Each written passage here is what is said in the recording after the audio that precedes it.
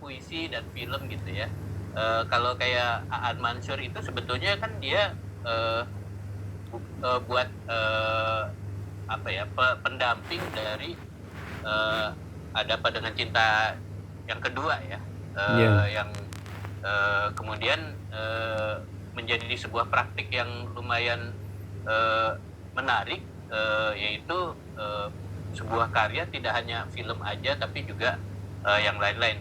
Tapi menarik banget pertanyaan Pak Eka soal relasi dan keberhasilannya secara pasar antara puisi dengan film gitu ya. Yang saya ingat memang ya Rendra waktu itu kan filmnya dijadikan bagian dari film Sumanjaya. Filmnya sih tidak adaptasi per se dari bukunya yang potret pembangunan dalam puisi itu ya, kan ada banyak di situ saja tadi. Tapi banyak pembacaan puisi Rendra dan puisi-puisinya itu lekat dan padu dalam film Yang Muda Yang Bercinta itu. Nah, hanya sayangnya kan filmnya dilarang ya Pak ya. Jadi kalau dilihat dari segi keberhasilan meraih penonton, tidak terlalu berhasil karena kan masuk ke dalam laci gitu sekian lama. Ketika akhirnya diedarkan pun akhirnya cuma dinikmati oleh segelintir orang saja. Kalau sekarang misalnya sering diputar lagi misalnya di Kino Forum ya terpaksa ya kalangan komunitas atau movie buff ya, penggemar film, penggila film yang nyari gitu, atau penggila sastra gitu yang nyari gitu. Jadi belum mendapatkan kesempatan untuk muncul ke publik yang luas, dan belum ada misalnya platform digital yang baru yang mengambil film itu untuk ditayangkan dan dinikmati di dalam gadget kita gitu. Jadi belum, dan barangkali persoalannya yang belum diambil itu karena belum direstorasi Pak.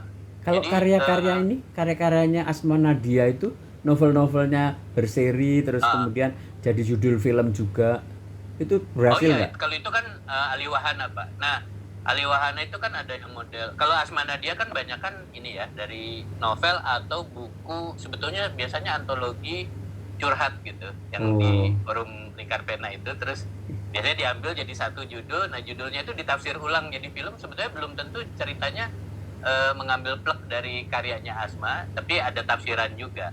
Ada beberapa buku bestseller gitu ya. Nah, itu kasusnya kayak Gone with the Wind itu kan, salah satu contoh awal. Itu kan dia sebetulnya novel yang difilmkan.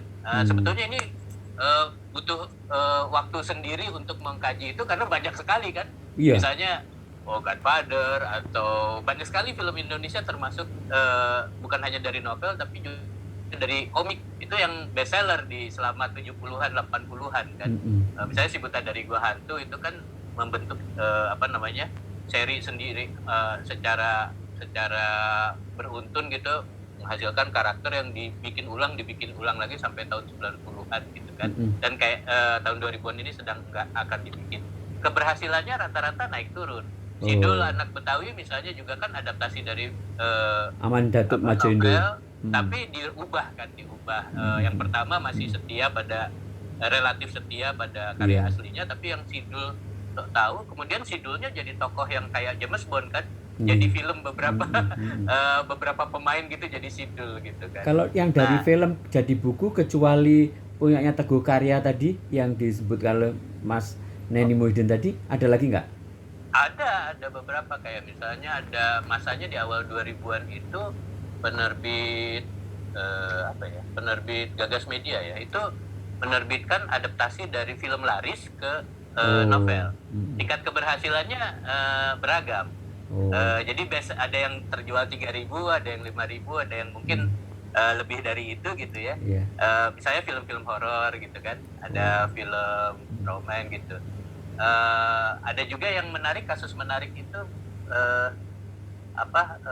Biola Tak Berdawai ya. Ya, Biola Tak Berdawai itu dari Sekar, Mbak Ayu Sekar. Mbak Ayu Sekar, Mas Sekar Ayu itu sebenarnya relatif itu kolaboratif itu. Jadi nggak persis satu media di Ali Wahana kan mentang